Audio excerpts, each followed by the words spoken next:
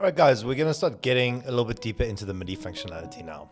Okay, so I've got VoltageSEQ muted, and for the next few minutes, I'm just going to be using it as a MIDI sequencer. If I go to the VoltageSEQ, you can see where this piano melody that you are hearing is sort of coming from, all right? I'm tuned in this case to G sharp minor, which again, I like to do this for scales that I don't, necessarily know how to play that well. And it enables you to, organically and beautifully come up with really interesting, lead melodies on the piano. Okay, and what I've done here is I've set an odd pattern length, like 11 steps. I've got some steps that have additional pulse counts, and I have set the reset behavior to pulses and resetting on 12 steps, even though we have an 11 step sequence. So it's like got to figure out one extra pulse in there. So it just makes it a little bit sort of hangy on the piano, which I really like. Okay. Now, I have that coming straight through, obviously, a grand piano. And again, just to illustrate the behavior, VoltageSEQ is playing. All I do is go to Tools, and in the voice MIDI section, you go to MIDI and you select MIDI out. Okay. If I now go and record this, I'm going to see that piano line represented in MIDI. Okay, now I did briefly demonstrate this earlier, but if I touch the range,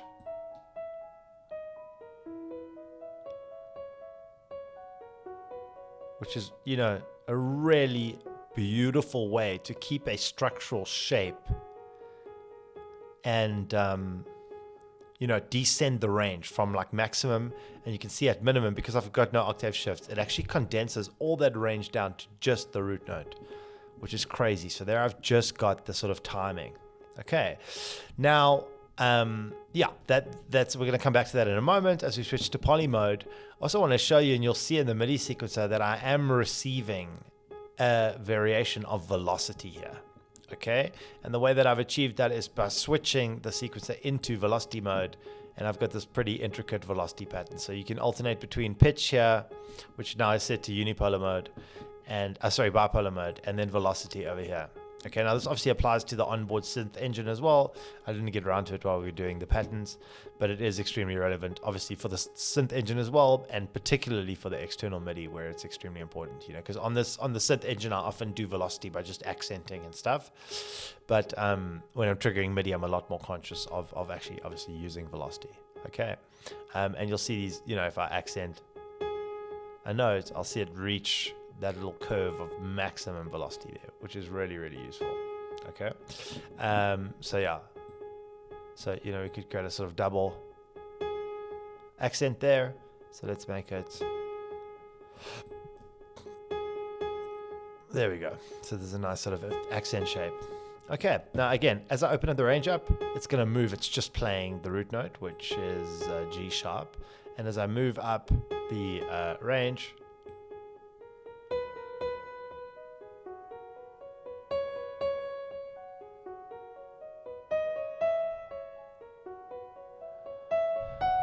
okay, and I'm still in velocity mode here. So here's my actual pitch sequence. Okay, now melodically that's interesting, but it's much more interesting when you do it polyphonically. So I'm going to go to Tools, set the mono voice mode to poly. As soon as I do that, the synth is going to start, or the MIDI output is going to start doubling up notes in a shift register fashion. So now when I increase the range, you can see I'm getting much more density. Here's the mono phrase, and here's the sort of shift registered phrase where notes are being doubled up to create sort of incidental polyphony. Now again, if you switch the mode to something a little bit friendlier like pentatonic minor, which has less intervals, doesn't have the 2 and the 6.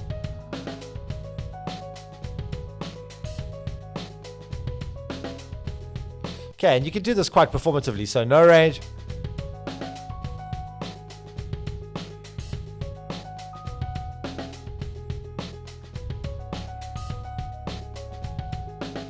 All right, that would be like a really nice sample or something for a hip-hop record. And again, if you change this with octave shifts,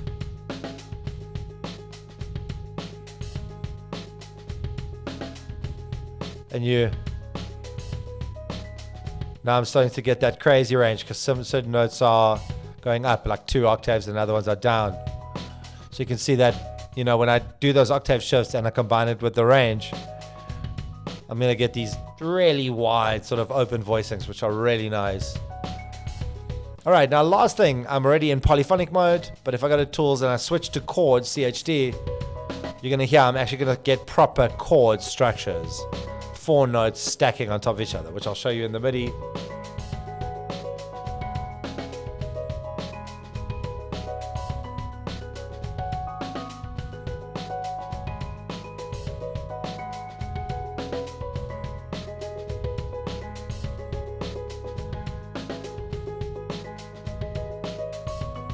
Okay, very, very nice with those octave shifts. And again, if you go to something a bit more complex like Dorian, we could move through some really complex chords here, some really complex modal chords. Now, obviously, you wouldn't use that like just sliding up and down, but you might be able to find a little voicing or something in Dorian. There's a really nice little sort of housey chord riff that's just slightly in Dorian, and you can change it then. Again, change it to minor and get all kinds of. And now go back to Dorian. Okay, now you know that's a sort of form of modal interchange, and you can actually see when you look back at the MIDI that it's getting, you know, super crazy. It has moments when the range is at 0, where it's, you know, not putting any musical information, and then with like the touch of a button it can get immediately polyphonic. You put a couple of octave switches in, especially if you have bipolar voltages, and all of a sudden you've got like symphonic level voicing across like 5 octaves. So it can really get crazy. I wanted to show you that. Obviously there is more to explore here. We could do a much longer video. For example, I've only shown you half of the right click menu, where we've also got probability and a whole bunch of other stuff happening. And there's also macro controls where you can control many things together, including the reverb sends and the delay times and a whole bunch of other crazy stuff. But yeah, I think we've done a great job of covering most of it. There are 2 more functions that I want to show you, and I'm just going to allocate like sort of short 5-minute video to each. So I'll put these at the end of the playlist. And if you're interested to check out some more advanced stuff, including the generate tab and the macro oscillators and some of the crazy stuff you can do with that, because that is Platts, the module, stick around. Otherwise, happy music making, and thank you for putting up with my very long video.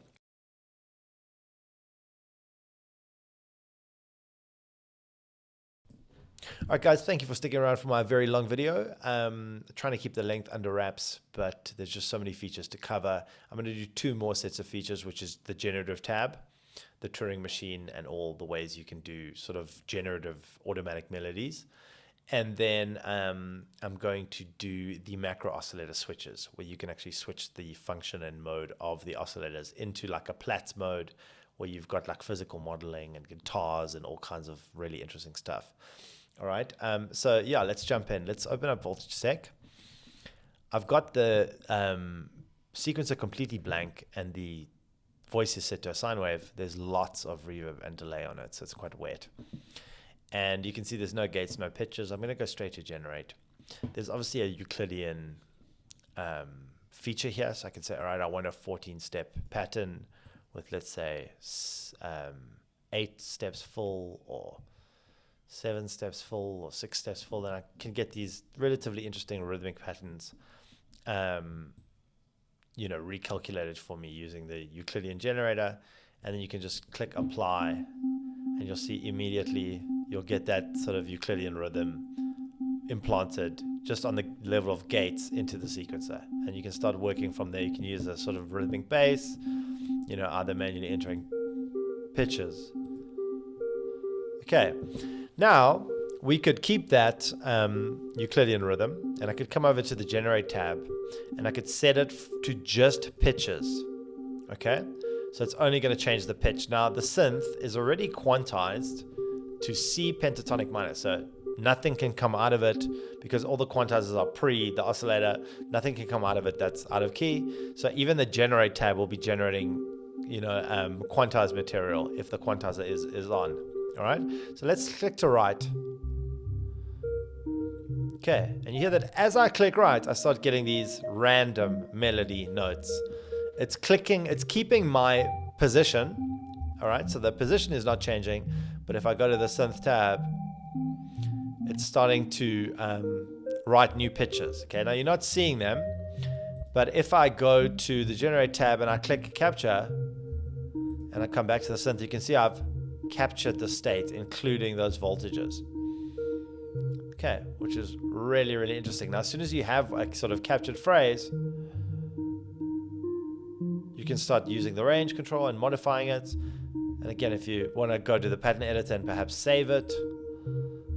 All right, so now we can go back to the generate tab and we can say, all right, let's go right again.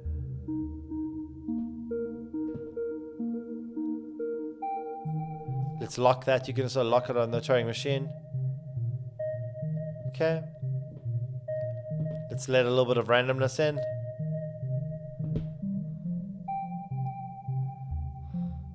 Okay, that's cool. Let's go capture again. Okay, sometimes it offsets the voltage slightly when it captures, which is also cool because this is all about, you know, happy accidents. So again, I might go to patterns and save that.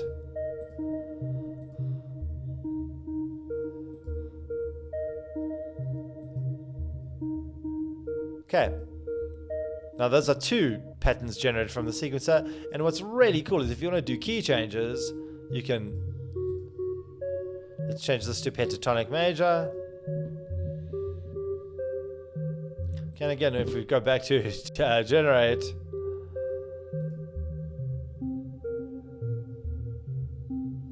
okay, there's like a phrase that's now in a different key. So again, I can go to capture, and let's go to synth, and I'll sort of write that into the second, sorry, let's go to patterns. I'll write that into the third tab. All right, so now I've actually got a generative melody that's in a particular key. Okay, so there's C minor variation, and then there's a little key change at the end, which is really, really, really cool. Okay, so that's how you can use the generative. Now if I do like another one and I set it to G pentatonic minor, and let's go back to the right, and let's introduce some random.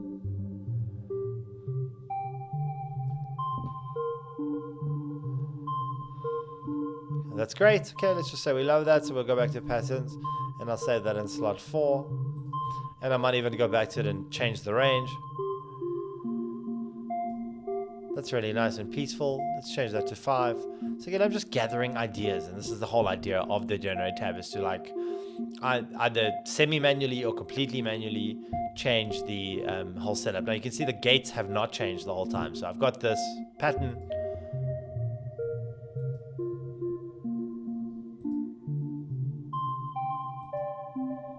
And it can move through all these different sort of keys, and of course I can harmonize this with bass or strings or whatever, but the gates have not changed. Now if I go to gate and pitch, I'll start getting completely random gates and pitches. And let's go back to the synth, and okay, the range is all the way open.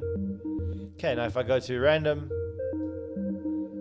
now you know, if I look at what key I'm in G pentatonic minor, so I'm just getting infinite amount of melodic material now generated in that key.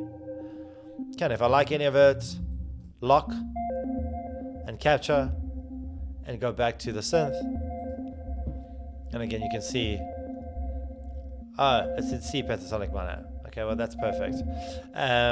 Let's change that to any key we want. So if I wanted it in F pentatonic, and I can just go to the patterns and save, you know, another variation in a fresh slot. Okay, so that's how the generate tab can generate material. It also does this polyphonically. So if you switch the voice mode, which I did mention works on the internal synth engine, if you switch the voice mode to poly, all right, you'll start getting really, really crazy. I just want to increase the FM so I've got some more sort of harmonics. Okay, so you can hear that that is a fully polyphonic melody. All right, and as I change the range. Okay, which again, I can just, there's so many little ideas here. Let's save them in the next row, which is 9. Okay, there's a little polyphonic riff in F minor. There's a variation of it, which we'll save. The last thing that I want to look at, guys, is the macro oscillator. So what I'm going to do is load one of these patterns. I think let's load this one. Okay, and let's switch the oscillator back to monophonic mode. So I'm going to go to Tools, set this to mono mode. Okay, and then I'm going to immediately switch the macro oscillator. Okay, now if you guys know the really famous module called Platts, this completely changes the oscillator's function to emulate the function of Platts. It's got all the same oscillator models. These are, as I mentioned in the beginning, the same oscillators that ship with MiniFreak and a whole bunch of other really premium hardware synths, including I think the Behringer something, Behringer Spice or Behringer something like that. Okay, so this is going to change the oscillator mode. Now I'm in virtual analog mode, which again has a very different sound. So there's the sort of native oscillator, and there is the virtual analog oscillator. Okay, and you've got these 3 famous controls on the Platts hardware: morph, timbre, which does different things. They all do different things based on the mode, and harmonics, which has something to do with tuning. So you can hear it can get really ugly, even in the sort of virtual analog mode and the Platts mode. It gets extremely nasty, right? Now, one of my favorite things is that some of the oscillators here are actually physical modeling oscillators. And the most obvious, sort of coolest example of that is this Car Plus Strong one. Okay, now you notice it sounds really sort of wonky. It sounds like a grain sound, like it's, the envelope's not working. And the reason for that is that these types of modules need a trigger input, okay? So what I'm going to do is turn on trigger, which simulates you, like in VCV, plugging in a trigger cable. Okay, now this is where things get really interesting, because if you listen to that, I've got like a little guitar sound there, and it's tuned to the exact same key. Okay, so if I put a couple more gates,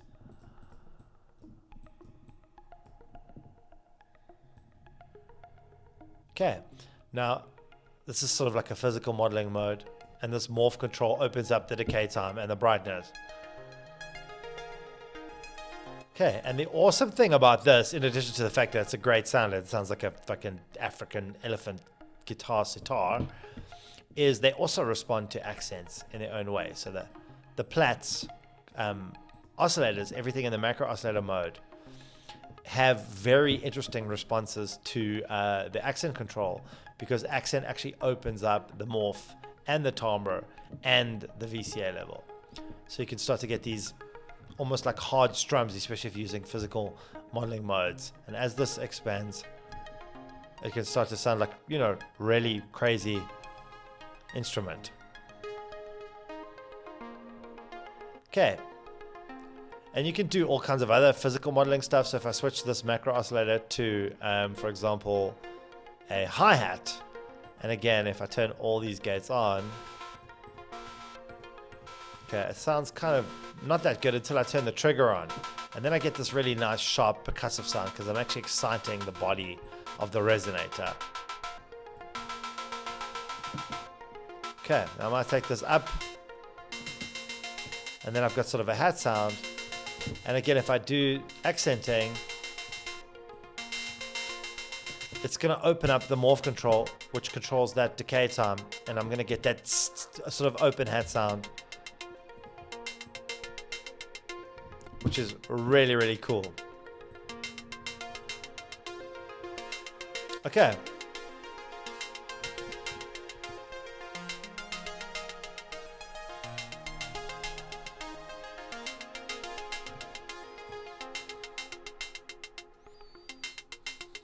Okay, really, really, really cool. Now, if I wanted to, you know, use VoltageSEQ as a drum machine, you could obviously do that. It's got all these accenting controls, and you can make really dynamic drum patterns as well, even kick drums, which there's a model for as well.